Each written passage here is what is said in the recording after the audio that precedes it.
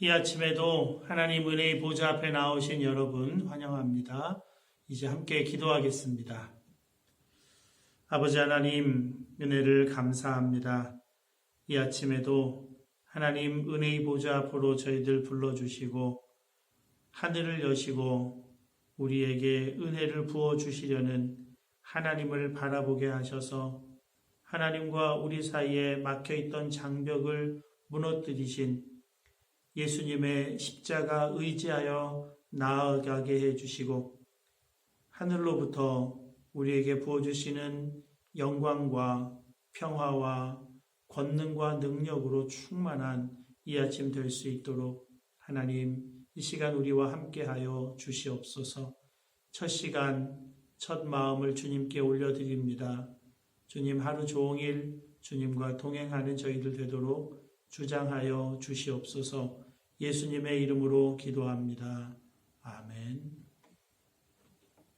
함께 찬송하겠습니다. 찬송가 150장.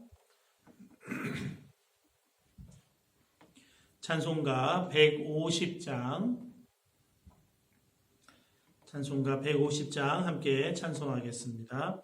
갈보리산 위에 십자가 섰으니 주가 고난을 당한 표라. 험한 십자가를 내가 사랑함은 주가 보혈을 흘림이라. 최후 승리를 얻기까지 주의 십자가 사랑하리. 빛난 면류관 받기까지 험한 십자가 붙들겠네. 멸시천대 받은 주의 십자가에 나의 마음이 끌리도다. 귀한 어린 양이 세상 죄를 지고 험한 십자가 지셨도다. 최후 승리를 얻기까지 주의 십자가 사랑하리. 빛난 면류관 받기까지 험한 십자가 붙들겠네. 험한 십자가에 주가 흘린 피를 믿는 마음으로 바라보리. 나를 용서하고 내 죄 사하시려 주가 흘리신 보혈이라. 최후 승리를 얻기까지 주의 십자가 사랑하리. 빛난 면류관 받기까지 험한 십자가 붙들겠네. 주님 예비하신 나의 곤양집에 나를 부르실 그날에는 영광 중에 계신 우리 주와 함께 내가 주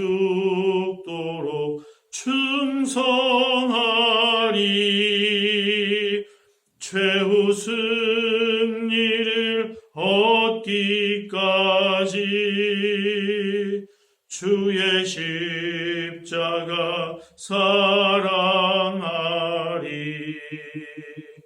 빛난 멸류관 받기까지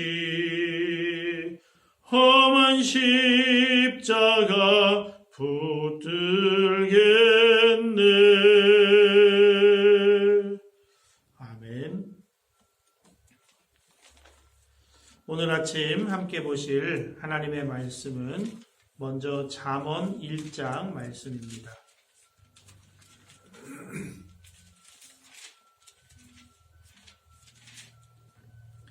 잠언 1장 말씀을 제가 봉독하겠습니다. 여러분 경청해 주시기 바랍니다. 다윗의 아들 이스라엘 왕 솔로몬의 잠언이라. 이는 지혜와 훈계를 알게 하며 명철의 말씀을 깨닫게 하며 지혜롭게 공의롭게 정의롭게 정직하게 행할 일에 대하여 훈계를 받게 하며 어리석은 자를 슬기롭게 하며 젊은 자에게 지식과 근신함을 주기 위한 것이니 지혜 있는 자는 듣고 학식이 더할 것이요 명철한 자는 지략을 얻을 것이라. 잠언과 비유와 지혜 있는 자의 말과 그 오묘한 말을 깨달으리라. 여호와를 경외하는 것이 지식의 근본이거늘 미련한 자는 지혜와 훈계를 멸시하느니라. 내 아들아, 내 아비의 훈계를 들으며 내 어미의 법을 떠나지 말라. 이는 내 머리에 아름다운 관이요 내 목에 금사슬이니라. 내 아들아, 악한 자가 너를 꿰일지라도 따르지 말라. 그들이 내게 말하기를 우리와 함께 가자. 우리가 가만히 엎드렸다가 사람의 피를 흘리자. 죄 없는 자를 까닭 없이 숨어 기다리다가 수올같이 그들을 산채로 삼키며 무덤에 내려가는 자들같이 통으로 삼키자. 우리가 온갖 보화를 얻으며 빼앗은 것으로 우리 집을 채우리니 너는 우리와 함께 제비를 뽑고 우리와 함께 전대 하나만 두자 할지라도 내 아들아 그들과 함께 길에 다니지 말라. 내 발을 금하여 그 길을 밟지 말라. 대저 그 발은 악으로 달려가며 피를 흘리는데 빠름이니라. 새가 보는 데서 그물을 치면 헛일이겠거늘 그들이 가만히 엎드림은 자기의 피를 흘릴 뿐이요 숨어 기다림은 자기의 생명을 해할 뿐이니 이익을 탐하는 모든 자의 길은 다 이러하여 자기의 생명을 잃게 하느니라. 지혜가 길거리에서 부르며 광장에서 소리를 높이며 시끄러운 길목에서 소리를 지르며 성문 어귀와 성중에서 그 소리를 발하여 이르되 너희 어리석은 자들은 어리석음을 좋아하며 거만한 자들은 거만을 기뻐하며 미련한 자들은 지식을 미워하니 어느 때까지 하겠느냐. 나의 책망을 듣고 돌이키라. 보라, 내가 나의 영을 너희에게 부어주며 내 말을 너희에게 보이리라. 내가 불렀으나 너희가 듣기 싫어하였고 내가 손을 폈으나 돌아보는 자가 없었고 도리어 나의 모든 교훈을 멸시하며 나의 책망을 받지 아니하였은즉 너희가 재앙을 만날 때에 내가 웃을 것이며 너희에게 두려움이 임할 때에 내가 비웃으리라. 너희의 두려움이 광풍같이 임하겠고 너희의 재앙이 폭풍같이 이르겠고 너희에게 근심과 슬픔이 임하리니 그때 너희가 나를 부르리라. 그래도 내가 대답하지 아니하겠고 부지런히 나를 찾으리라. 그래도 나를 만나지 못하리니 대저 너희가 지식을 미워하며 여호와 경외하기를 즐거워하지 아니하며 나의 교훈을 받지 아니하고 나의 모든 책망을 업신여겼습니다. 그러므로 자기 행위의 열매를 먹으며 자기 꾀에 배부르리라.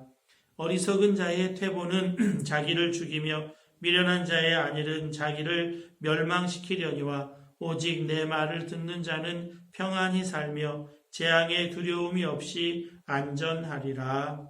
아멘.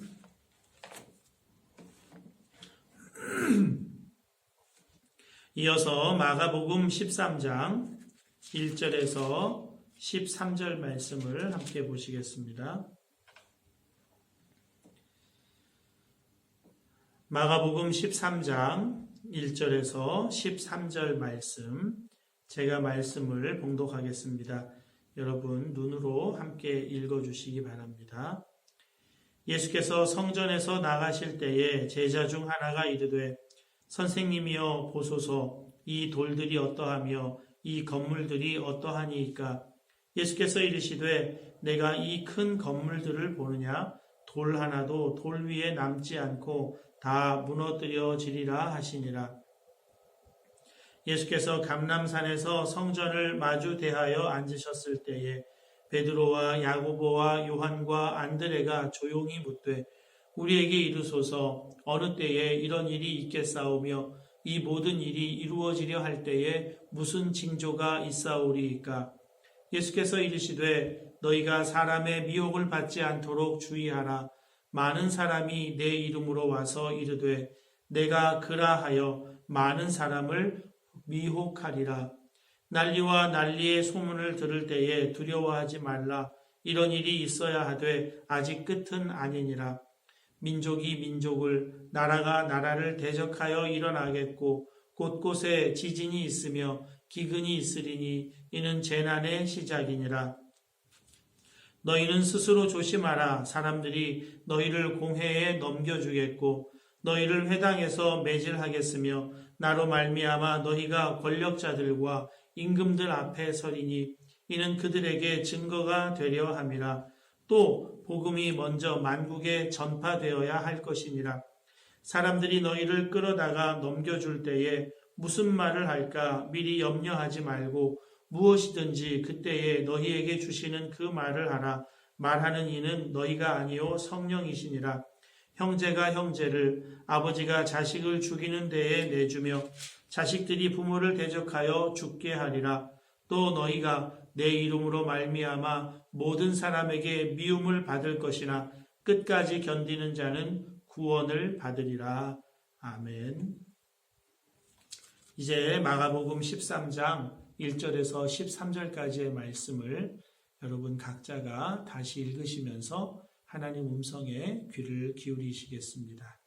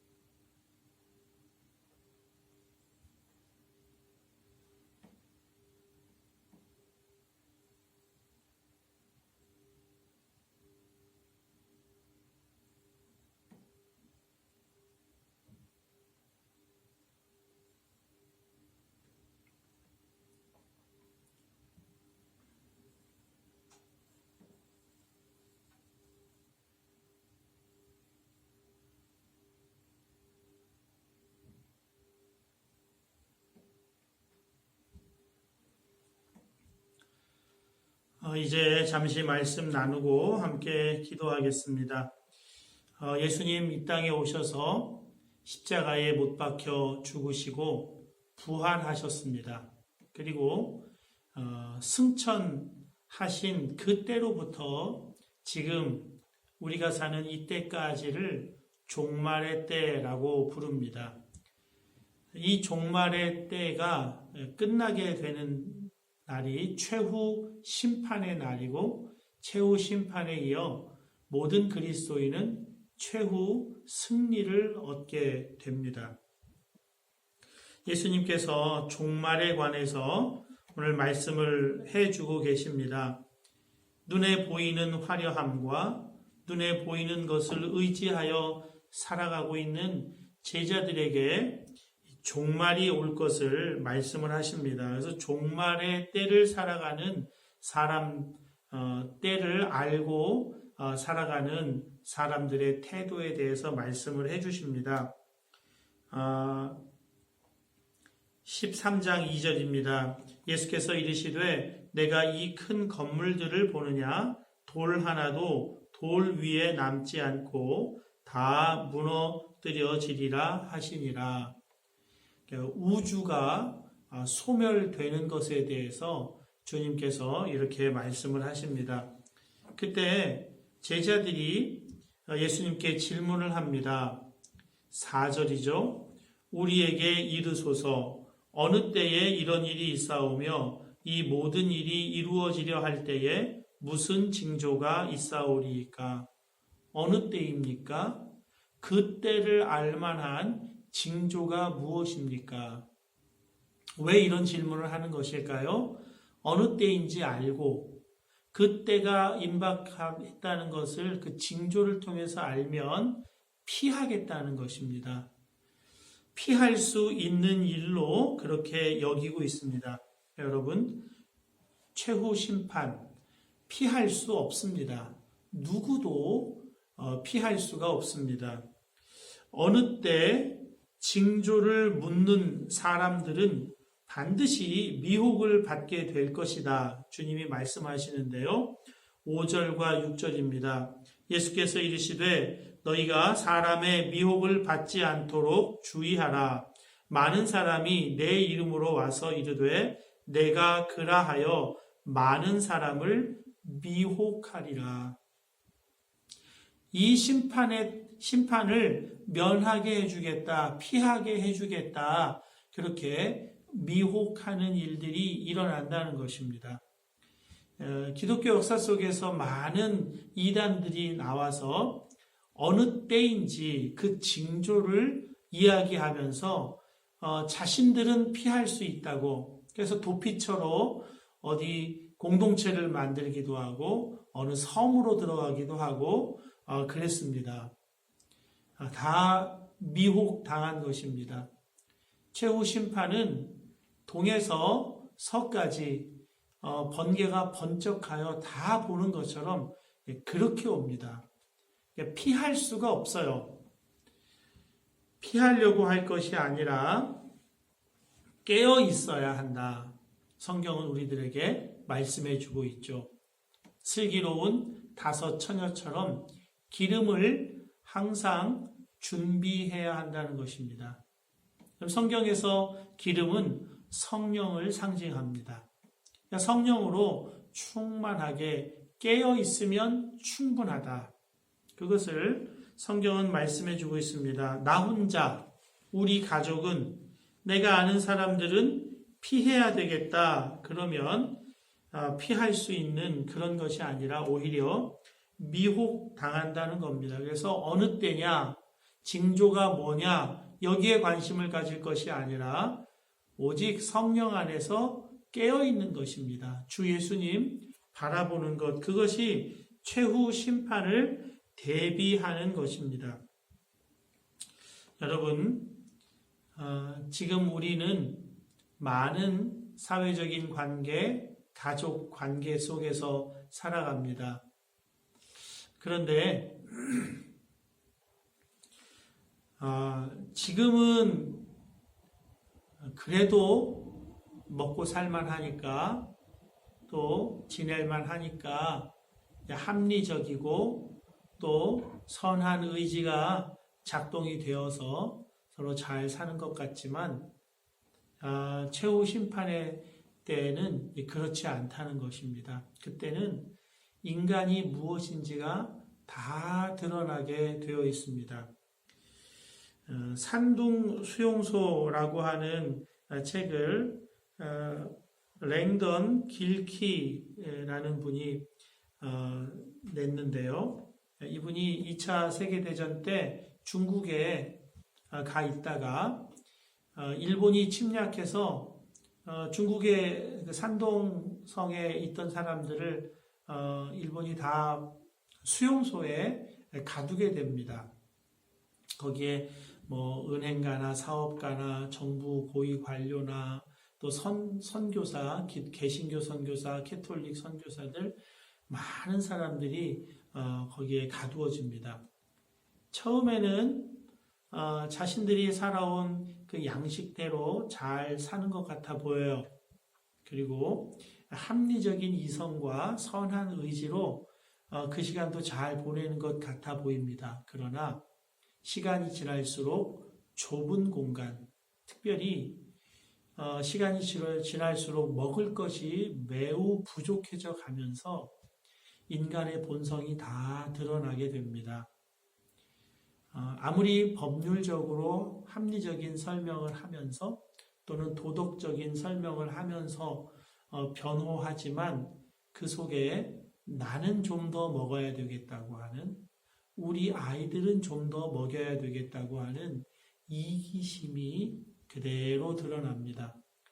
절도범 하나 제대로 처리할 수가 없는 무법천지의 상태가 됩니다. 그리고 무질서한 상태 속에서 모두가 굶주릴 위기 속으로 들어가게 되는 것을 목격하게 됩니다. 그러면서 이 랭던 길키는 자신은 인간의 선의를 믿었다는 거예요.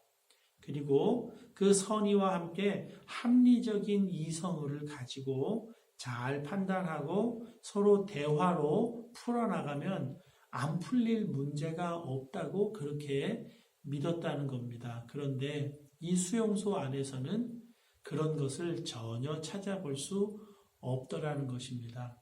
인간의 본성이 그렇지 않다는 거예요. 인간의 본성은 이기적이고 인간은 죄인이라고 하는 것을 그곳에서 발견했다고 그렇게 보도하고 있습니다. 여러분, 이 종말의 때에 아주 무서운 일들이 일어나는데 그것은 그 때가 무서운 때라서가 아니라 누구나 그런 때를 만나면 다 그렇게 바뀌게 된다는 것입니다. 오늘 본문 12절입니다. 형제가 형제를, 아버지가 자식을 죽는 데에 내주며 자식들이 부모를 대적하여 죽게 하리라. 어떻게 이런 일이 일어날까? 얼마든지 죄인인 인간은 아주 위급한 상황, 아주 험악한 환경을 만나면 이 죄악된 본성이 이렇게 된다는 것이죠.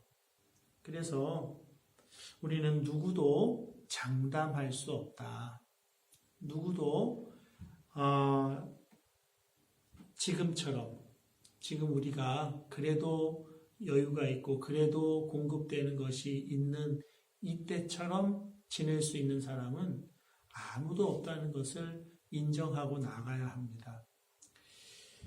이 종말의 때에 우리가 붙들어야 할 것은 사회적인 관계나 또 가족 관계가 아닙니다. 우리가 붙들어야 할 것은 성령으로 충만하게 살아가는 것, 그것입니다.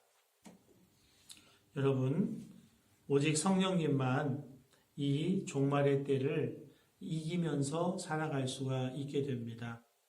성령님께서 이때에도 복음을 증거하며 이렇게 어려운 때를 만나게 하신 것도 역시 복음 증거하며 살아갈 기회로 성령께서 바꾸신다. 그렇게 말씀해 주고 있습니다. 9절 말씀이죠. 너희는 스스로 조심하라. 사람들이 너희를 공회에 넘겨주겠고 너희를 회당에서 매질하겠으며 나로 말미암아 너희가 권력자들과 임금들 앞에 서리니 이는 그들에게 증거가 되려 함이라. 그런 어려운 때를 만나도 두려워하지 말라고 합니다. 이것은 그들에게도 복음이 필요해서 복음을 전할 기회로 주신 것이다. 이렇게 말씀하고 있습니다. 사도 바울이 회심한 내용이 사도행전에 나오는데요. 총 3번이 나옵니다. 9장에서는 사도행전을 기록한 기록자가 사도 바울의 그 회심 장면을 진술하고 있고요. 22장과 26장은 사도 바울 본인의 입으로 본인의 회심 장면을 사람들에게 말하고 있습니다. 22장에는 자기를 폭행하고 자기를 오해해서 폭행하는 유대인들에게 자신이 어떻게 예수님 만난지를 전하고요. 26장에서는 이제 총독 베스도와 아그리빠 왕 앞에서 복음을 증거하기 위해 자신의 회심 장면을 이야기합니다. 정말 성경 말씀 그대로 권력자들과 임금 앞에 서리니 이는 그들에게 증거가 되려 함이라. 그들에게 복음 전할 기회로 삼는 것입니다. 사도 바울은 가이사에게 항소합니다. 그래서 가이사라에서 가이사가 있는 로마까지 배를 타고 이동하게 되죠. 그는 자신이 수감되고 억울하게 재판받게 된 그 모든 상황도 복음 증거하는 기회로 얼마든지 바꾸고 있습니다. 문제는 두려워하지 않는 것입니다. 그리고 성령으로 충만한 것입니다. 성령께서는 우리들에게 가르쳐 주십니다. 11절입니다. 사람들이 너희를 끌어다가 넘겨줄 때에 무슨 말을 할까 미리 염려하지 말고 무엇이든지 그때에 너희에게 주시는 그 말을 하라. 말하는 이는 너희가 아니요 성령이시니라. 염려하지 마라. 두려워하지 마라. 주의하라. 조심하라. 종말을 살아가는 우리들이 가져야 할 태도입니다. 무엇보다 깨어 있어야 되겠습니다. 주의하여 조심하여 두려워하지 않고 염려하지 않고 성령님 바라보며 성령님 내게 충만하게 임하시기를 간구하며 나아갈 때 이 종말의 때에도 우리가 행할 바를 성령께서 일일이 가르쳐 주신다. 그것을 성경이 말씀해 주고 있습니다. 오늘 하루도 주의 성령께서 우리에게 충만하게 임하시기를 기뻐하십니다. 성령님 내게 임하여 주시옵소서. 구하라 찾으라 두드리라. 성령을 주시지 아니하겠느냐. 성령님 우리에게 임하실 때 우리가 오늘 어떻게 살아야 할지 이 종말의 때에 최후 심판을 내다보면서 조심하고 주의하되 염려하지 않고 두려워하지 않고 승리하며 살아갈 길이 성령 안에 있습니다. 성령 충만함을 간구하시는 이 아침 되실 수 있기를 주님의 이름으로 축복합니다. 함께 기도하겠습니다. 기도하실 때 성령님 이 땅을 고쳐 주시옵소서. 의료진들 그들의 생명과 그들의 일을 하나님 지켜주시고 주장하여 주시옵소서. 이제 전세기 타고 한국으로 귀국하는 우리 지체들 하나님 보호하시고 지켜주소서. 이 땅에서 방역을 위해 힘쓰며 집에 있어서 기도하며 기다리며 인내하는 우리 지체들 하나님 염려가 없게 하시고 두려움 없게 하나님 지켜주시옵소서. 기도하시고요. 성령 충만을 구하며 나가실 수 있기 바랍니다. 함께 기도하겠습니다.